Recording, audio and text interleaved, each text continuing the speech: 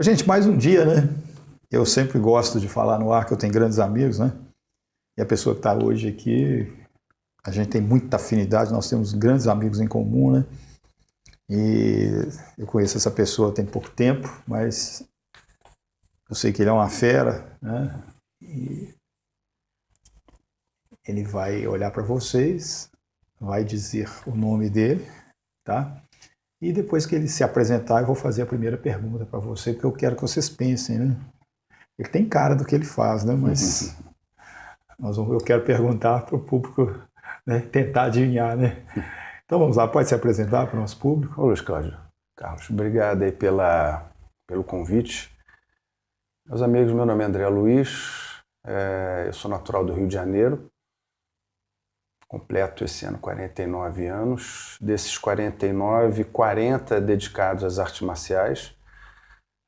Eu tenho graduações em Karatê, sou terceiro Dan, Taekwondo, sou quinto Dan, Jiu-Jitsu, a gente não fala Dan, a gente geralmente fala grau, sou segundo grau. Tem graduação em Muay Thai, Kickbox, Hapkido. Então, eu já milito nessa área já há alguns anos. E, apesar da minha formação ser administração de empresa, eu sou mestre em educação e me provisionei em educação física. Então, eu entendo, ainda estou começando a aprender um pouquinho dessas matérias aí que eu leciono, né? É isso aí. O André está aqui hoje, ele acabou que ele antecipou, né? Porque não precisa de falar que ele é um atleta de arte marcial, né? Que está escrito na testa, né, André? Mas o André veio aqui hoje por um motivo muito nobre, um país de mais de 200 milhões de habitantes como o nosso, onde a nossa juventude fica entregue muitas vezes à vida sem disciplina, a vida sem uma escola adequada, né?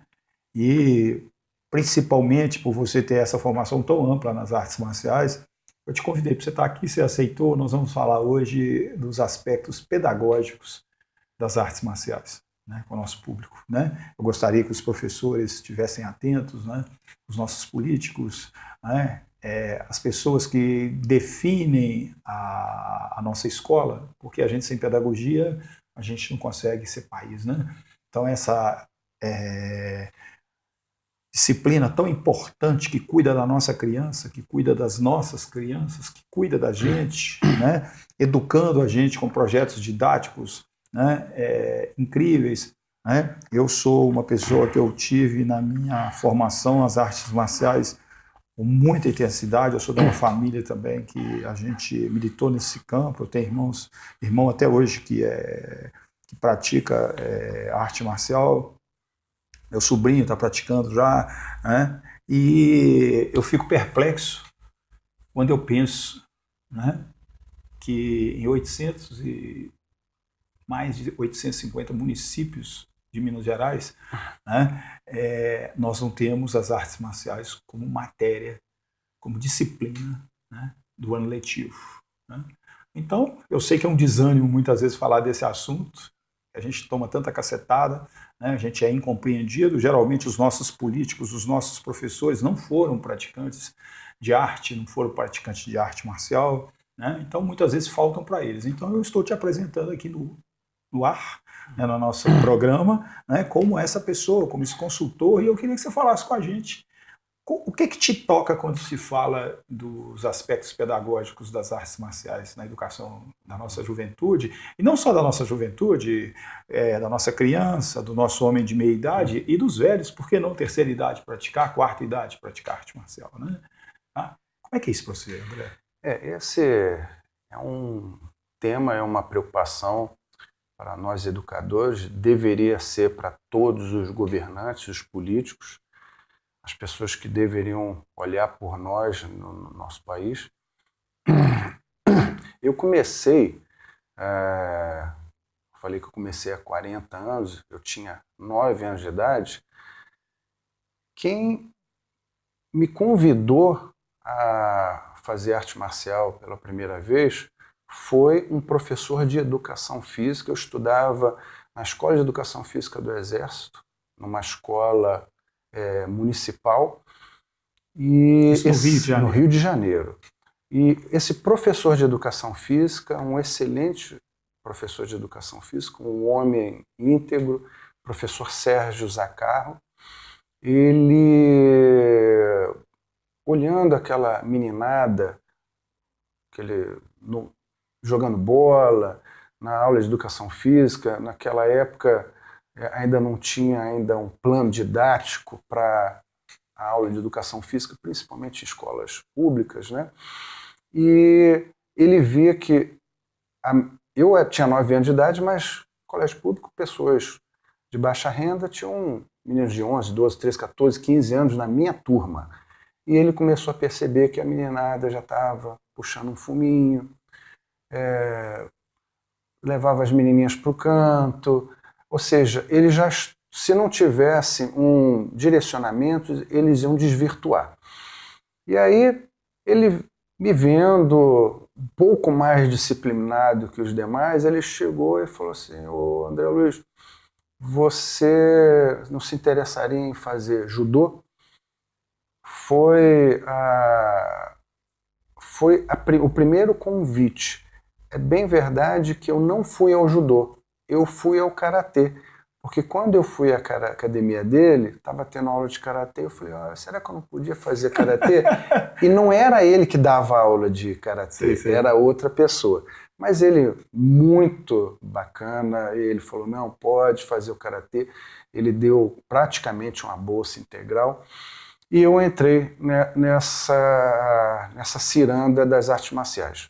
Mas, voltando ao aspecto pedagógico, o que me ajudou e o que eu falo hoje para os meus alunos, as artes marciais, elas têm como base a formação do caráter, a formação do homem. E hoje, a gente vendo essa juventude, hoje nós não temos mais infância.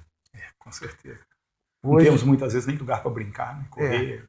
E a meninada, os novinhos hoje com internet, hoje a propagação de uma informação negativa que desconstrói em vez de construir, ela cativa muito a atenção dessa meninada nova.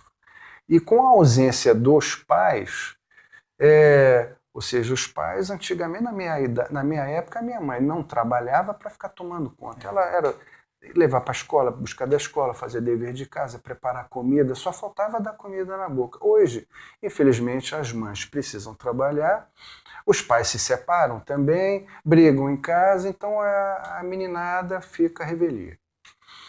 E por isso que hoje nós acabamos não nos espantando quando a gente vê na internet termos como cultura do estupro.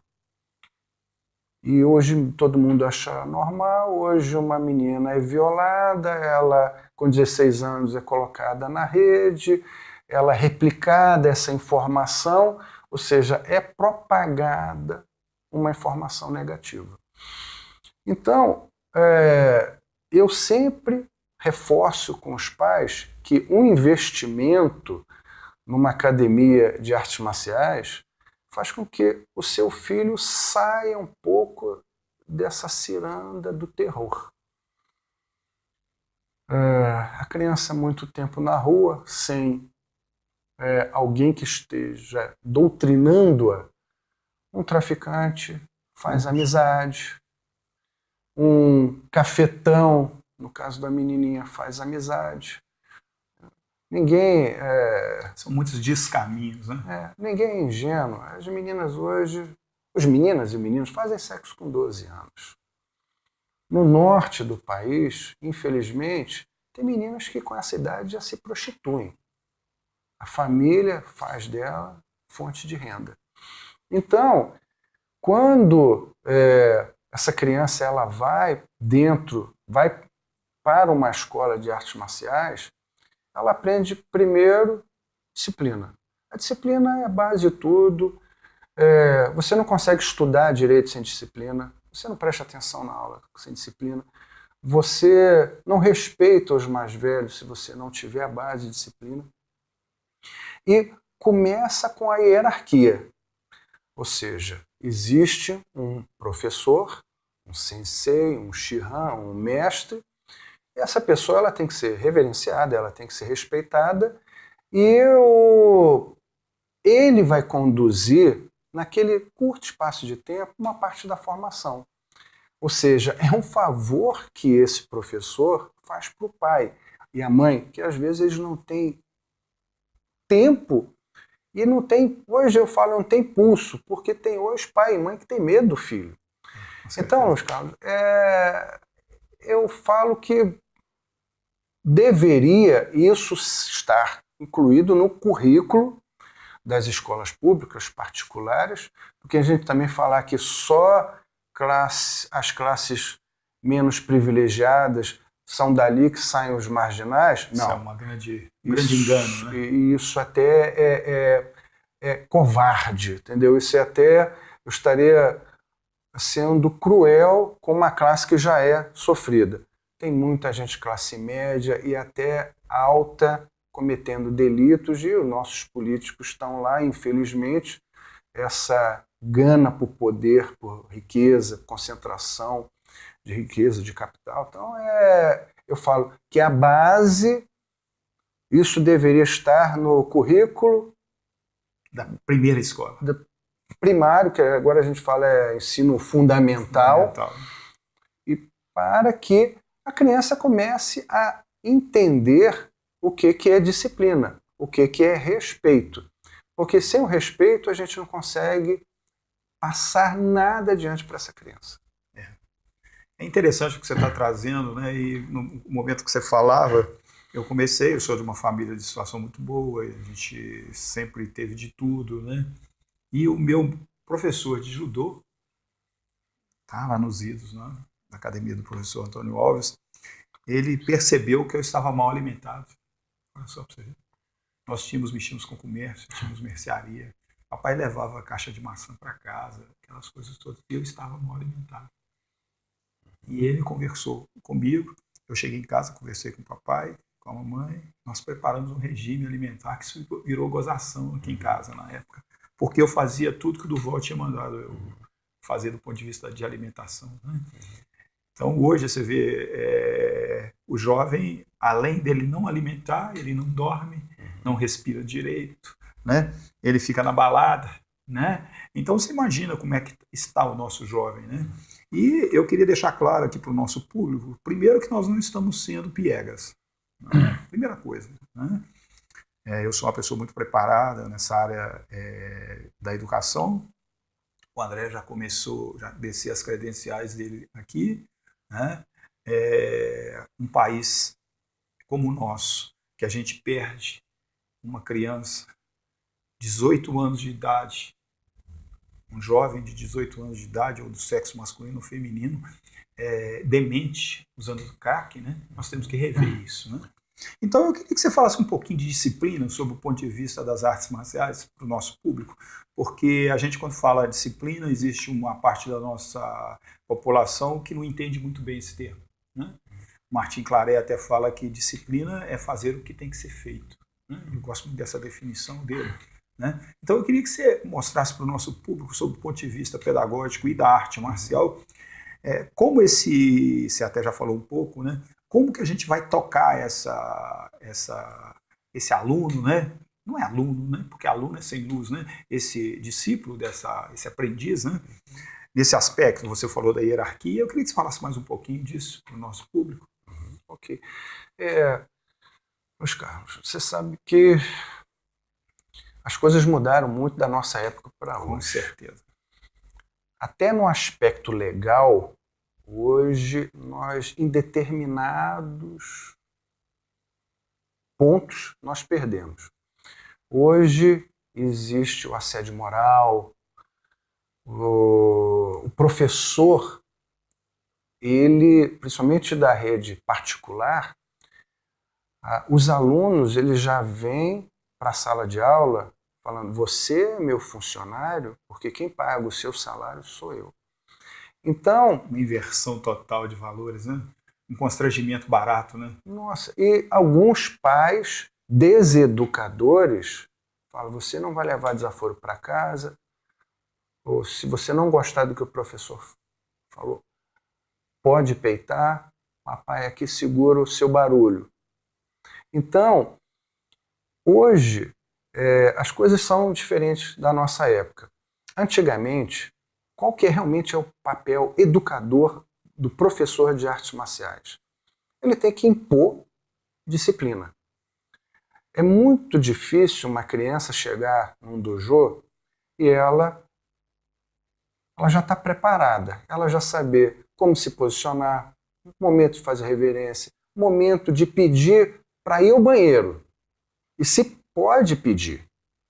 Então, esse aspecto pedagógico de orientar, hoje ficou um pouco mais difícil. E ainda tem a questão econômica.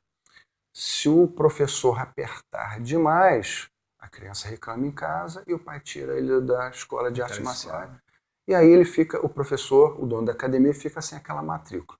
Bom, mas o que deveria ser feito? E o que algumas pessoas conseguem fazer? Você pode afirmar que pode ser feito ou só deveria? Eu acho que pode. Faço. Você faz? Eu faço. Okay. Graças a Deus eu também vim de uma família boa, apesar de ter estudado uma época em colégio público. Eu também estudei em colégio público, colégio de ponta, né? Meus colegas, eu estudei no Colégio Municipal de Belo Horizonte com o professor Guilherme Azevedo Lage. Eu não tenho um colega que não é de curso superior. Né? Então, essa escola pública, a gente tinha disciplina, a gente tinha continência à bandeira, a gente tinha hora cívica, né? O diretor estava presente, ele não mandava ninguém substituí-lo. Né? Então, nós somos formados assim, nesse lugar, e a diversidade da nossa escola, nós tínhamos pessoas de todo o nível financeiro. Então era um universo muito interessante que hoje eu tenho um amigo meu que está aposentando como chefe do CPD da CEMIG, o outro é não sei o quê, o outro é não sei o quê. Né? E graças a Deus parece que até agora nós não tivemos ninguém na Lava Jato. Né? Estou dando até essa...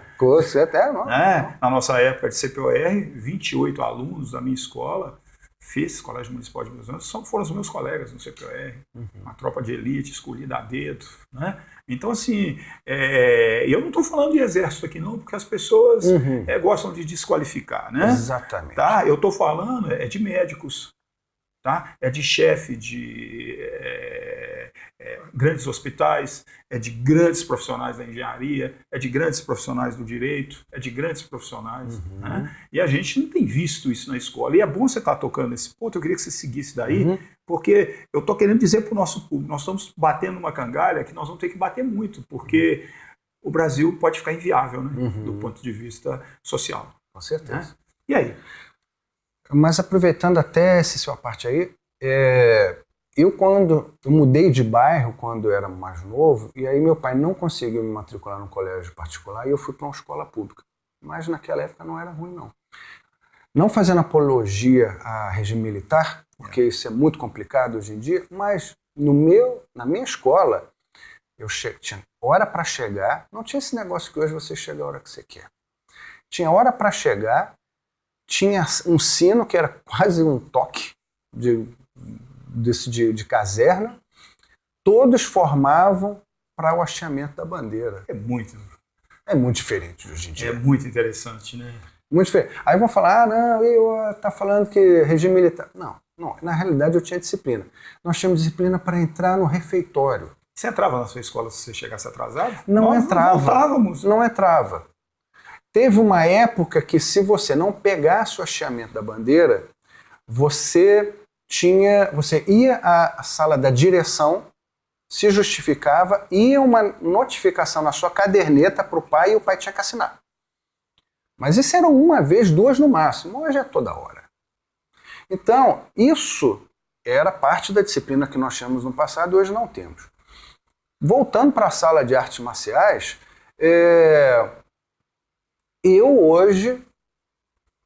eu estava falando que eu sou de uma família com uma boa condição, eu tenho outras fontes de renda, então as artes marciais, elas são uma fonte de renda, mas é prazer também, é uma parte lúdica da minha vida. Então, se aquela criança ela não quer, ou aquele jovem, eu até tenho uma certa restrição em dar aula para criança, eu prefiro dar aula para adulto. Porque adulto a gente olha no olho e fala, meu amigo, você não quer fazer as coisas direitinho? Não sou eu que vou te ensinar, você já está velho, tem outra academia. Eu tive, fazendo uma parte, eu tive uma academia, uma turma de jiu-jitsu, tinha um rapaz de 23 anos que machucava todos, ele era forte, bombado, né? Entendeu? Antigamente, na nossa época, a gente tinha paciência de malhar para ficar forte. Hoje a gente quer ficar forte em 6 meses. Aí tomar bomba é fácil, né? Entendeu? Até isso nós tínhamos paciência. Nossa, hoje sim, a meninada não tem paciência nenhuma.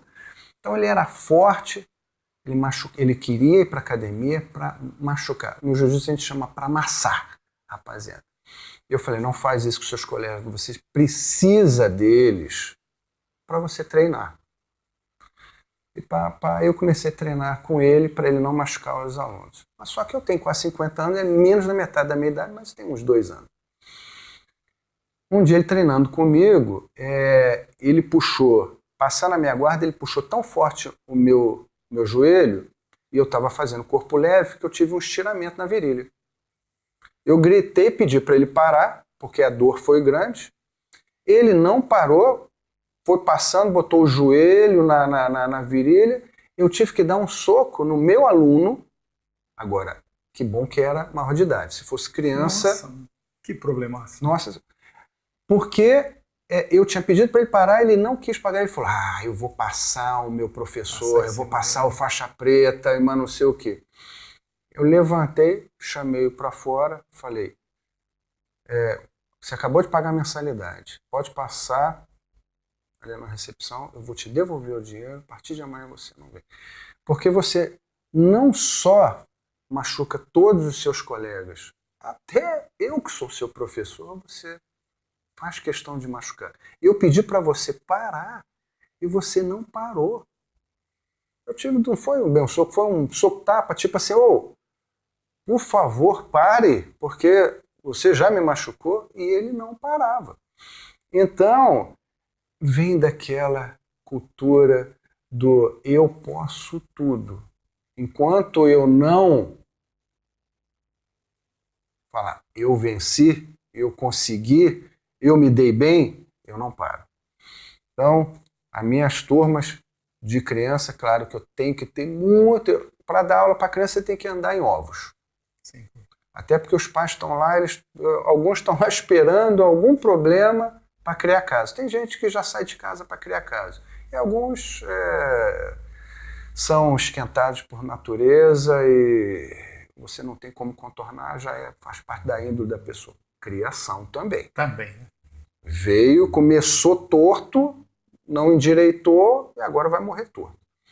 Então a criança, ela entra, para entrar no dojo, o dojo é a nossa área sagrada, é o nosso mundo. Então, para ela entrar, ela tem que ser convidada. Então a criançada fica do lado de fora do dojo, quando o professor autorizar, a criançada entra, faz uma reverência ao dojo, geralmente tem a figura do judô, Jigoro Kano, do karatê, Funakoshi, faz uma reverência também ao Shihan, já falecido, em memória, e entra. Já perfila para começar a aula. Então, a partir do momento que você pede atenção, no judô, karatê, que a gente fala, skate, as crianças elas têm que ficar perfiladas em silêncio. E alertas, né? E alerta. Como é que você trabalha isso com uma criança de 6 anos, 7 anos, que até então o pai deixava ela fazer de tudo? Pendurar no cabelo da avó, entendeu? Puxar, levantar a saia da tia. Hoje até levanta a saia, já baixa a calcinha, entendeu? E vão ter adultos que vão achar graça. Esse menino, ele vem, o termo é encapetado. E o trabalho é muito difícil, mas ele tem que ser feito. Depois que ele ficou aquela 1 hora, ele volta para casa e continua, de repente, se quiser, fazendo outras coisas. Mas já começou a se plantar uma sementinha da mudança. Que com certeza pode nascer. vai germinar. E aí ele passa, depois disso, a respeitar o tempo da aula. Na hora que ele vai para um combate, no judô a gente chama de randori, no karatê chama de comitê, ele passa a respeitar o momento que ele vai começar o combate, respeita o seu oponente, que na realidade naquele momento ele é o seu colega de treinamento, que na realidade é um ser humano, é uma pessoa que ele não sabe, amanhã vai ser um parceiro de negócio, vai ser o seu médico, que vai te operar. Então, a minha avó falava uma coisa, até por esperteza nós temos que ser bons. Então, eu acrescento, essa bondade ela vem com disciplina e com educação. Então, a partir do momento que o menino sai da sala de aula, eu falo que os pais deveriam ir até o professor e apertar a mão e falar: obrigado por essa 1 hora que você trabalhou, meu filho. Você está me ajudando muito. Na educação e na criação do meu filho.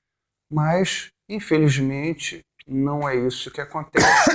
Como existe uma relação mercantil, um comércio, a partir do momento que o pai está preenchendo o cheque, ele está achando que nós estamos na nossa obrigação de fazer o melhor. Só que ele não sabe que aquele melhor é muito melhor do que ele imagina. André, está fechando o nosso tempo. Eu queria recomeçar nosso próximo encontro daí. Tá? Eu sei pela sua própria formação, né, na área de educação, além da sua formação de arte marcial, acho que é muito pertinente, porque eu poderia estar aqui hoje conversando com um mestre de obras, eu poderia estar conversando com o dono de uma grande empresa, com um gestor de linha de frente de produção, né? É sempre a mesma coisa. Né? E você lembrou muito bem, né? Esse hoje, seu oponente, vai ser seu adversário agora, mas ele amanhã ele vai ser, continua seu amigo, seu colega, e um dia ele vai ser seu médico. Né? É muito importante. Ou o gari que vai à rua da sua casa. Né? Então eu queria que você deixasse a sua mensagem final. Eu queria deixar claro aqui que nós não estamos fazendo apologia de uma das artes marciais. Não, nós estamos falando de todas. Né?